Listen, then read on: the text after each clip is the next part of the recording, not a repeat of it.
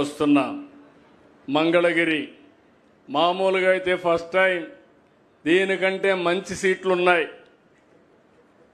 మంచి సీట్లుంటే ఎలక్షన్లు వచ్చాయి. నేను ఆ రోజు సజెస్ట్ చేశాను, మంగళగిరిలో ఇంతవరకు మనం గెలవలేదు, ఒకేసారి గెలిచాం. ఎందుకంటే పార్టీని నడిపించింది నేనే కాబట్టి 40 సంవత్సరాల సుదీర్ఘ రాజకీయ చరిత్రలో మొట్టమొదటిసారిగా కోటేశ్వరరావు ఎంఎస్ఎస్ కోటేశ్వరరావు ఉంటే అప్పట్లో గెలిచాం. తర్వాత గెలవల. ఒకసారి సిపిఎంకి ఇచ్చాం, ఒకసారి బీజేపీకి ఇచ్చాం. ఎప్పుడు ఈ సీటు మీద మాకు కొన్ని గొడవలు కూడా ఉండేటివి సిపిఎం సిపిఐ మధ్య. కానీ ఇవన్నీ చూసిన తర్వాత మనం గెలవలేదు, మన కార్యకర్తలు హుషారుగా లేరు కాబట్టి లాస్ట్ మూమెంట్ పోతున్నారు కాబట్టి ఆలోచించమని నేనైతే సజెస్ట్ చేశాను. సజెస్ట్ చేస్తే కాదు నేను ఇక్కడే నిలబడతానని నిర్ణయం తీసుకున్నారు. నేను అలో చేశాను.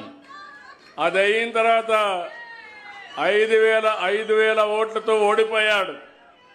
ఓడిపోయినప్పుడు అన్నాడు, నేను ఎక్కడైతే ఓడిపోయానో అక్కడే భయంకర అద్వితీయంగా గెలవాలి, మంచి మెజార్టీతో గెలవాలని పట్టుదలతో ముందుకు వచ్చాడు.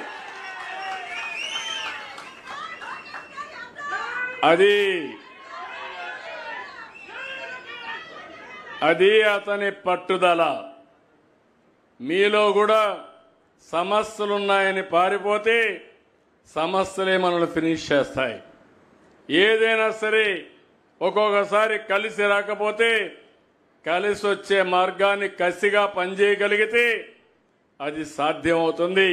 అది లోకేష్ ఈ నియోజకవర్గం నిలబెట్టాడని చెప్పి కూడా నేను మీకు తెలియజేస్తున్నా.